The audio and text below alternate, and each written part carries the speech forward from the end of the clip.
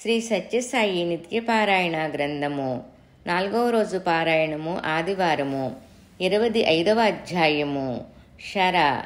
అవకాశము ఉన్న భక్తులు ప్రతిరోజు అనగా 7 రోజులు పారాయణలో మొదట వ్రాయబడ్డ దత్తావతార పరంపర విశేషాలు మరియు ప్రార్థన పూర్తి చేసి తదుపరి ఆదివారం నాటి పారాయణ మొదలు పెట్టవచ్చు.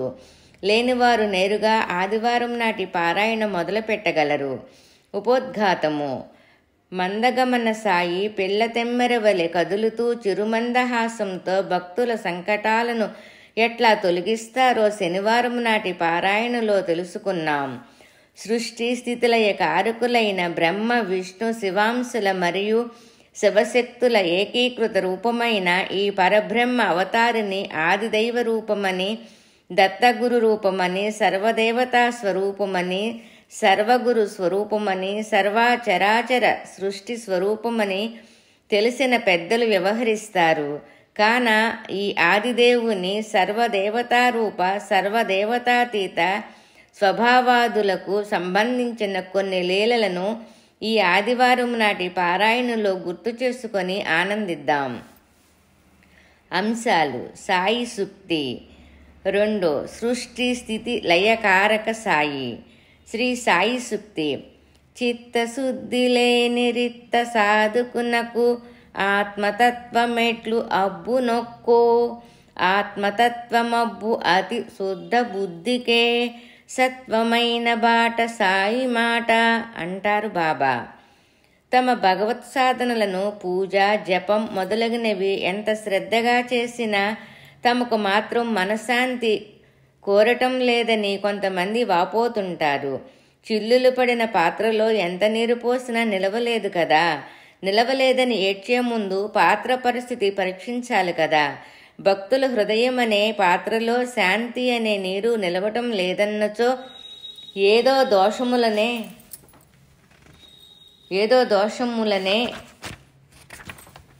చిల్లులు ఆ హృదయ పాత్రల్లో చేరియుండి ఉండవలెను. కాన ముందు ఆ దోషమేమిటో వెతికి నివారణ చేసుకోవాలి అని బాబా ఉద్బోధిస్తారు. హృదయ భాండము చిల్లులు జల్లెడ కావటం అంటే చిత్తశుద్ధి లేకపోవటం. ఆత్మతత్వం వంట పట్టాలంటే కష్టంగా ఉంటుంది. సంపూర్ణ శరణాగతి తత్వం అలవడాలంటే ముందు చిత్తంలోని సంక్షోభం అణిగి భయం తగ్గి మనసు స్థిరం కావాలి. క్రమేణా బుద్ధి వికసన జరిగి వివేకం ఉదయించి పట్టుకోవలసిన దానిని పట్టుకోగలగటం జరుగుతుంది. అక్కరలేని దానిని వదలటానికి కావలసిన ధైర్యం కూడా లభ్యమవుతోంది. తదుపరి ఆ సాధకుడు శుద్ధుడయి సత్వస్వరూపుడుగా మారుట జరుగుతుంది. సీతా సతి సమ విశుద్ధ అని సత్యసాయి సుప్రభాత ప్రార్థనకు అర్థం ఇదే. కఠినమైన సాధనలతోనే అది సాధ్యపడుతుంది. రిత్త సాధకులకు కుదిరేది కాదు. సృష్టి స్థితి లయ కారక సాయి. భగవానుని మహిమలు ఎలా అనూహ్యములో భగవానుని అనుగ్రహం కూడా అలానే అంతులేనిది. అది ఈ విధంగా ఉండవచ్చు అని ఊహించటం ఎవరికి కూడా సాధ్యం కాదు. ద్వాపరములో గోపబాలురుతో పరివేష్టితుడైన శ్రీకృష్ణుడు అత్యంత సాధారణ గొల్లపిల్లవాని వలె వారితో కలిసి ఉచ్ఛిష్ట అంటే ఎంగిలి భేదం లేక చల్దులను ఆరగించేవాడట. బ్రహ్మదేవునికే ఈ సంఘటన అవగతం కాక ఇతడు భగవంతుడేనా అనే సందేహం కలిగిందట. ఇంకా మనబోటి మామూలు వ్యక్తులకు భగవతత్వం అవగతం చేసుకోవటం సాధ్యమయ్యే విషయమా? అవతార పురుషుడే అయితే ఎంతైనా ఇలా గోపాలుర ఎంగిలి తింటాడా అని భావించి తనకు తానుగా కృష్ణుని పరీక్షించ తలబోసిన బ్రహ్మ ఇతడు భగవంతుడేనా అని సందేహం కలిగిందట. ఇక మనబోటి మామూలు వ్యక్తులకు భగవతత్వం అవగతం చేసుకోవటం సాధ్యమయ్యే విషయమా? అవతార పురుషుడే అయితే ఎంతైనా ఇలా గోపాలుర ఎంగిలి తింటాడా అని భావించి తనకు తానుగా కృష్ణుని పరీక్షించ తలపోసిన బ్రహ్మ తన మాయాశక్తితో కృష్ణ సఖులైన గోపాలులను గోవులను గోవత్సములతో సహా మూర్ఛిల్ల చేసి ఒక కొండ గుహలో దాచి తన బ్రహ్మలోకానికి వెళ్ళిపోయాడట. లీలామానుష వేషధారి అయిన ఆ కృష్ణ పరమాత్మ బ్రహ్మ అమాయకతను నవ్వుకొని తన సంకల్పముతో తానే బ్రహ్మ హరించిన వారుగా మారి, అనగా గోవులుగా, గోవత్సవాలుగా, గోపాలురుగా తన లీలా నాటకాన్ని నడిపించాడు.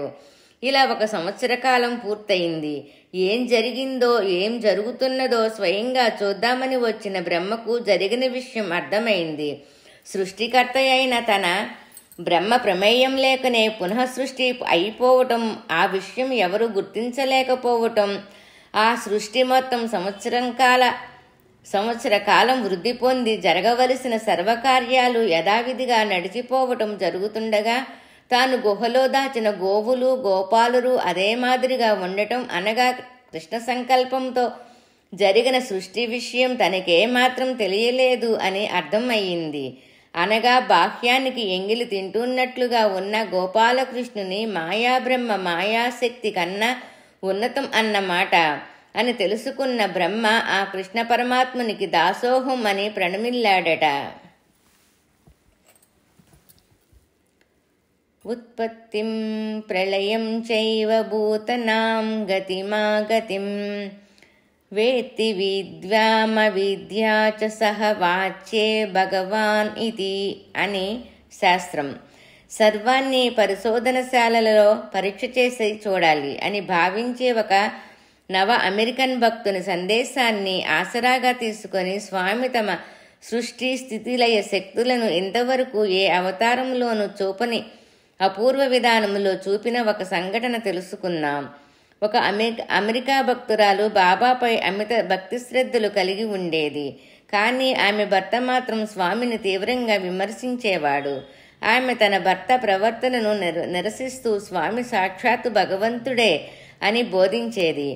ఆమె బోధనల ప్రభావమో స్వామి కరుణయో కానీ అతడు నీ బాబాను పరీక్షించేందుకైనా పుట్టపర్తి వస్తాను అని చెప్పి పర్తికి వచ్చాడు. దానికి తగ్గట్టుగానే వచ్చిన రోజే భగవాన్ అతన్ని ఇంటర్వ్యూకి పిలిచారు. ఇంటర్వ్యూ గదిలో స్వామి అందరితో మామూలుగా ఆధ్యాత్మిక విషయాలు మాట్లాడుతున్నారు. ఈ అమెరికా వ్యక్తికి బాబాను పరీక్షిస్తానన్న పందెం గుర్తుకు వచ్చి బాబాతో, స్వామి, విభూతి కానీ, లాకెట్ కానీ, ఉంగరం కానీ సృష్టించటం ఏమంత గొప్ప మహిమ కాదు. మీరు నిజంగా భగవంతుడే అయితే ఏదైనా సజీవమైన దాన్ని సృష్టించండి అని కోరాడు. ఆ ఇంటర్వ్యూ గదిని భక్తులు ప్రేమగా కోరికల గది అని కూడా పిలుచుకుంటారు. ఆ ఇంటర్వ్యూ గదిని భక్తులు ప్రేమగా కోరికల గది అని కూడా పిలుచుకుంటారు. అతనికి తెలిసి కోరినా తెలియక కోరినా ఆ కోరిక శాస్త్రాలలో భగవంతుని లక్షణాలుగా వర్ణించబడ్డ సృష్టి స్థితిలయ స్వరూపతత్వానికి సంబంధించిన కోరిక అయ్యింది. భగవంతుడు ప్రేమస్వరూపుడే కాక సర్వ సందేహ నివారకుడు. ప్రేమస్వరూపుడే కాక సర్వ సందేహ నివారకుడు కూడా.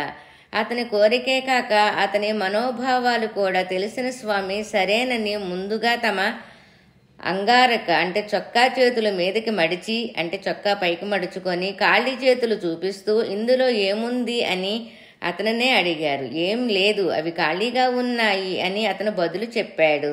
అలా 2-3 సార్లు చేతులు చూపించి అతని మనసుకు రూఢి అయిన తర్వాత తమ కుడి అరిచేతిని ఎడమ చేతితో మూసి, ఇప్పుడు చెప్పు, మీకు ఏమి కావాలి అని అడిగారు. అతను ఏమాత్రం తడుముకోకుండా మంకీ అన్నాడు, అంటే కోతి. బాబా తమ కుడి చేతిపైనున్న ఎడమ అరచేతిని 3-4 అంగుళాలు పైకి లేపారు. ఆ చేతులకు మధ్య కదలాడుచున్న ఒక జీవిని కనిపెట్టిన ఆ అమెరికా దేశస్థుడు విస్మతుడయ్యి, baby monkey, baby monkey, lovely monkey, అంటే అందమైన కోతిపిల్ల అని అరిచాడు. బాబా తమ చేతిని 7-8 అంగుళములు ఎత్తుకు లేపారు. వెంటనే కోతిపిల్ల కూడా క్షణక్షణానికి పెరుగుతూ కిచకిచలాడసాగింది. Oh my lord, it is speaking. హే భగవాన్, అది కిచకిచలాడుతోంది అన్నారు, అంటే అది మాట్లాడుతోంది అని. 3వసారి బాబా తమ అరిచేతిని 15 అంగుళాలు ఎత్తు లేపారు.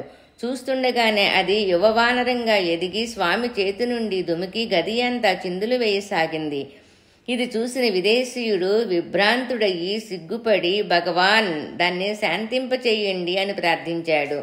స్వామి వెంటనే సంకల్పమాత్రంగా ఒక అరటిపండు సృష్టించి దాని వైపు విసరగా ఆ కోతి దాన్ని పట్టుకొని అలమరా వైపు కూర్చొని తినసాగింది. శంకితుడు అంటే అనుమానించిన అతను అమెరికా వాసి భక్తుడుగా మారి స్వామికి శరణు వేడాడు. అంటే స్వామిని శంకించి అమెరికా నుంచి వచ్చిన భక్తుడు స్వామిని శరణు వేడాడు. అప్పుడు భగవాన్ ఇలా చెప్పారు, సాయి శూన్యము నుండి సృష్టి చేయగలడు, అలాగే లయం కూడా చేయగలడు అంటూ ఆ వానరాన్ని సంజ్ఞ చేసి పిలిచి తమ కుడి అరిచేతిపై కూర్చుండబెట్టుకొని దాని తలపై తమ ఎడమ అరచెయ్యి ఉంచి నెమ్మదిగా నొక్కగా క్రమంగా ఆ వానరం చిన్నదవుతూ చివరికి అంతర్ధానమైంది. స్వామి చేతులు ఖాళీగా వానరం జాడ కూడా లేకుండా అయిపోయాయి. దీనికై ఏ రకమైన మంత్రతంత్ర ప్రయోగాదాలు అవసరం స్వామికి లేదు. దీనికైనా ఎలాంటి మంత్రాలు తంత్రాలు స్వామి చేయలేదు. అది సంపూర్ణ భగవతత్వ లక్షణం. భగవాన్లో ఉన్న 3 లక్షణాల తక్షణ వ్యక్తీకరణ ఇది.